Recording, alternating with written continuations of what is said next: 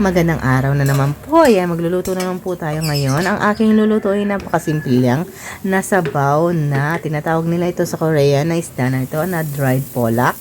Yung parang pinatuyo siya, parang daing sa atin. So, ginupit-gupit lang ng ganyan. Tapos ngayon, hinugasan ko, binabad ko muna. And then, pagka niyan, hinugasan ko, ini-squeeze ko yung mga excess na water o yung mga water na tubig. Tapos niyan, isinalang ko na siya, nilagyan ko siya ng sesame oil para sa kanyang panggisa. Kailangan niya na mailabas mo yung amoy ng isda. Yung parang amoy yan siya, tinapa para sa atin, smoke, tinapa parang ganon. So, ayan, nilalagyan ko siya ng sesame oil, pang gisa-gisa. Yan, dagdag aroma yung sesame oil na ginagamit ko. So, pagka nandito kayo, kung naamoy niya talaga is maamoy talaga yung bango ng amoy niya, kakaiba. So, pag naamoy mo na yan, so, pwede mo na siyang lagyan ng tubig. Ayan, lalagyan ko siya ng tubig ng konti lang, hindi siya below kalahati. So, tansya-tansya lang kasi konting tubig lang lalagay ko ngayon. Konting soup lang ang gagawin natin. So, ayan, atin lang lalagyan din ng 1 tablespoon of minced garlic o dinurog na bawang. So, ayan, mabango din yung bawang. Ilalagay na natin yung ating onion. Siyempre, yung radish na ating hiniwa-hiwa ng maliliit na ganyan.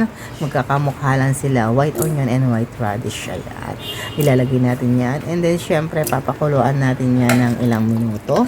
Papakuluan natin siya mga ilang minuto, 20 minutes. Para maano yung ayan. Habang napapakulo ako, nag-ano na pala ako ng itlog na bati-bati. Ayan, binilang-bilang ko pa yung mga itlog. Sinasalisalin ko pa kung ilan ang kulang sa itlog na yan. Ayan, batiin natin ang mga itlog ng ganito.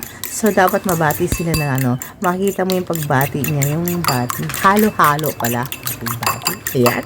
Halo-haloin natin ng ganyan hanggang sa hindi na siya wala ka na makita ang buho, parang smooth yung pagkahalo niya kasi kailangan natin siya ng smooth yung pagkaano niya, makikita mo na, diba?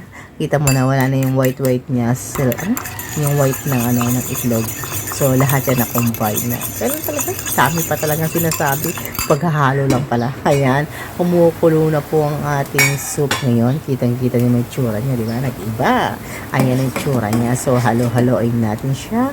Ayan ang tsura niya. Napaka-healthy na soup. Wala kang nilagay na kakaiba. Nakita niyo naman, di ba?